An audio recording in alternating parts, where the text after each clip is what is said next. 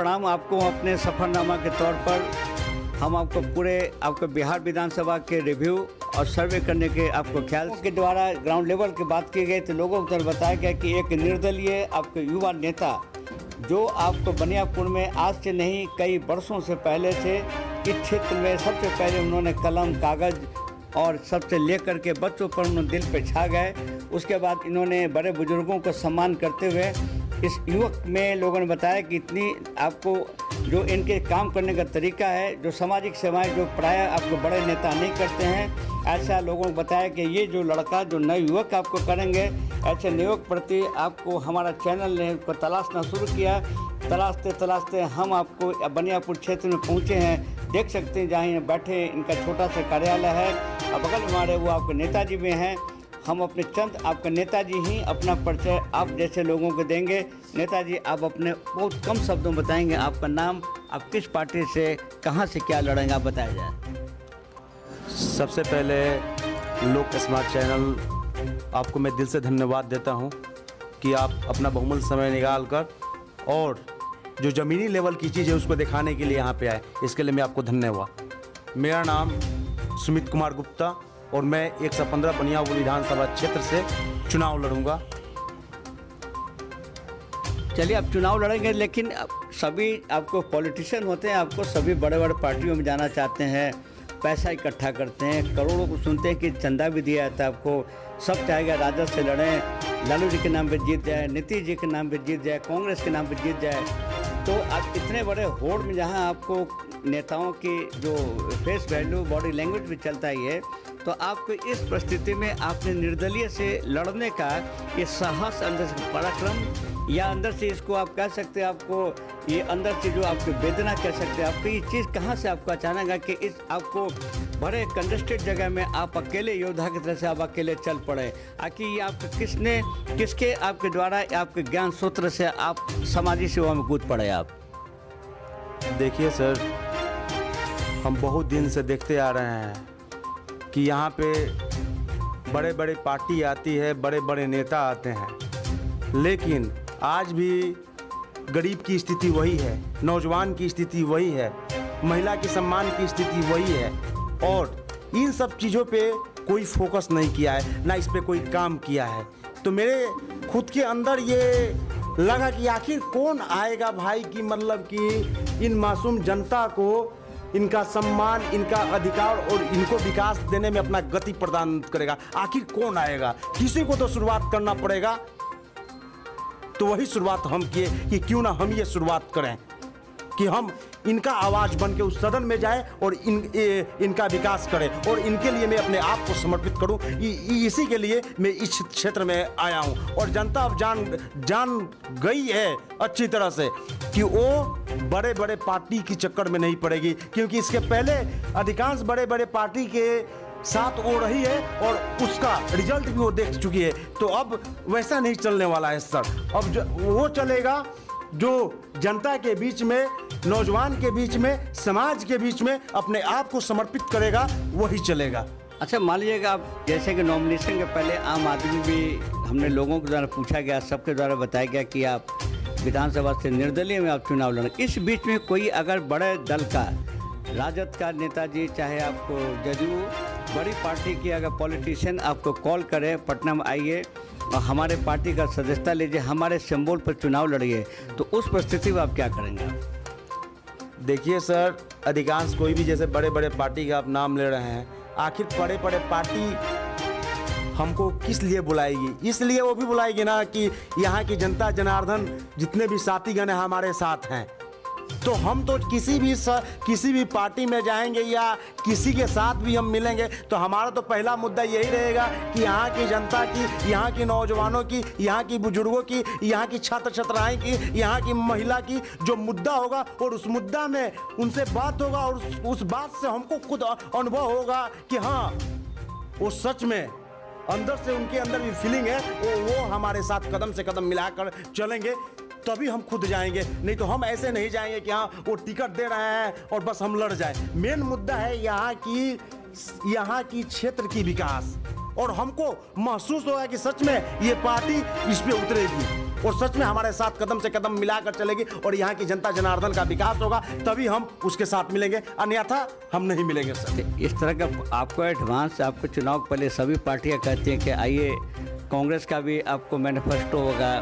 आपको जदयू का वही मैनिफेस्टो होगा, राजद का वही होगा, तो कैसे आप कह सकते हैं कि आपको ये ऐसा पार्टी, अभी जिसने किया तो रिजल्ट आपके सामने है,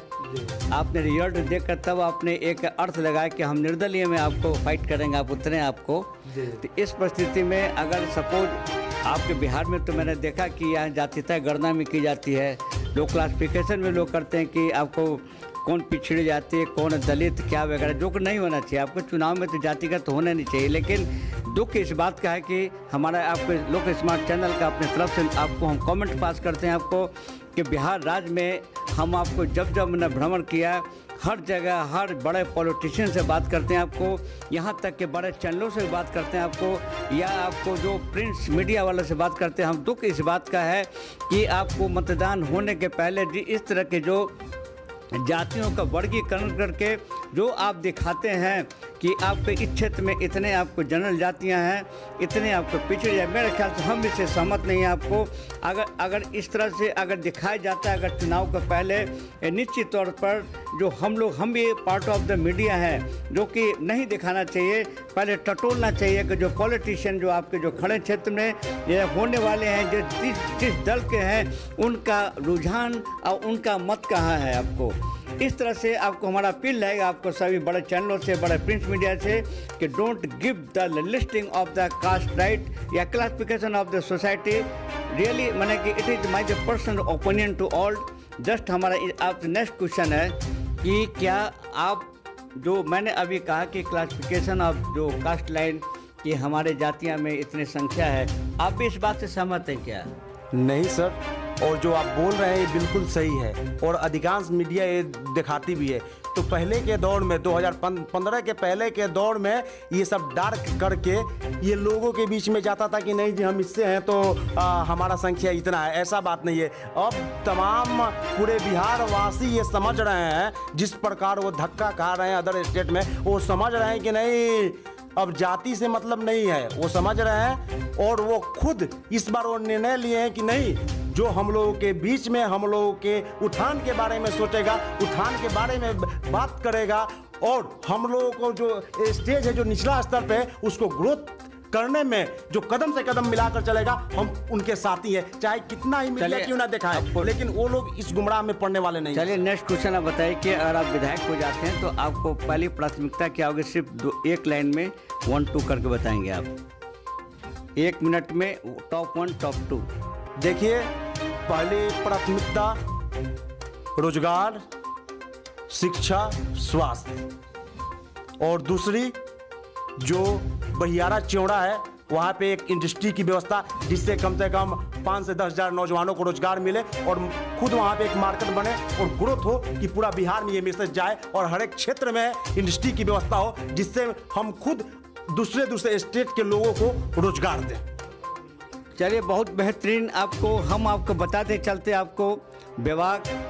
इन युवक ने जो आपके हमारे सामने जो उन्होंने बात बताई आपको काबिल तारीफ, हम खुद इनका आपको तारीफ़ करते हैं। आपको जिस तरह से अगर बोलते हैं नेता तो बोलते हैं, अब क्या करते हैं तो समय बताता है आपको। इनके भी परीक्षा ली जाएगी, जिस तरह से आप बोल रहे हैं विभाग तरीके से ओपन, ये करेंगे वो करेंगे यहाँ बनवाएंगे। अब देखा जाए कि विधायक बनेंगे तो फिर 5 साल बाद फिर हम अपने टीम लेके पहुँचेंगे तो क्या उसमें प्रश्न रहेगा। लेकिन हम अपने आपको इस चैनल से नई बात, आपको ब्रेकिंग न्यूज आपको दे रहे हैं, आपको ये एक्सक्लूड करते हुए कि आपको सबसे बड़ी इस बार सुप्रीम कोर्ट ने एक फैसला दिया आपको कि ऐसे कोई जो उम्मीदवार होंगे, कैंडिडेट होंगे, अगर कैंडिडेट पर अगर कई मुकदमा अगर उन पर लंबित है या कई अपराध से अगर लिप्त है, अब उनको बताना होगा आपको नॉमिनेशन के दिन, उसके आपको 48 घंटे के भीतर या 72 घंटा के भीतर उनके सारे केसों के हिस्ट्री क्या है, केस ट्रायल कोर्ट में किस स्टेज पे है, उनको व्हाट्सएप पर भी डालना होगा, उनको फेसबुक पर भी डालना होगा। सबसे पहले आपको नॉमिनेशन के दिन इनको बता देना है हर नेताओं को कि क्या आपके पीछे कौन कितने आपको मुकदमे लंबित है। सेकंड, आपको गाइडलाइन आपको सुप्रीम कोर्ट का है कि अगर आपको जो भी पार्टी नेशनल पार्टी में अगर उम्मीदवार को अगर वो टिकट देते हैं, अगर वो अपराधी है, उस पर 10 केसेस है, दबंग किस्म का व्यक्ति है, केसेस में चार्जशीट है, उस पार्टी के हेड को आपका सोशल साइट बताना है कि हमने इस अपराधी को किस कारण से वोट दिया है, ये अब उनको बताना है। पहली वाली बात। तीसरी बात, चुनाव आयोग का भी इंस्ट्रक्शन है कि अगर वो फॉलो नहीं करेंगे आपको या किसी के दबाव में चुनाव आयोग वाले भी अगर इस तरह से किसी तरह अगर आपको चीज़ों को छिपाएंगे तो सीधा उन पर भी contempt of the supreme court का भी आपका नियम खुद चुनाव आयोग पे लागू होगा, जो हम एक्सक्लूड करके हम आप जनहित में और आपको लोकहित में ये बात आपको बताते हैं। दोस्तों, अच्छा लगा विधानसभा आपको बनियापुर में हम आपको भ्रमण किया, लोगों से मैंने बातचीत किया, जो आपको नेक्स्ट बताते हैं कि 10 जुलाई को हमारा जो एक सर्वे पोल आपको आउट होगा, जो बनियापुर क्षेत्र को हम इसमें इंक्लूड करेंगे। इन्हीं शब्दों के साथ फिर सफरनामा टीम मिलते रहेंगे। नमस्ते, नमस्कार, प्रणाम।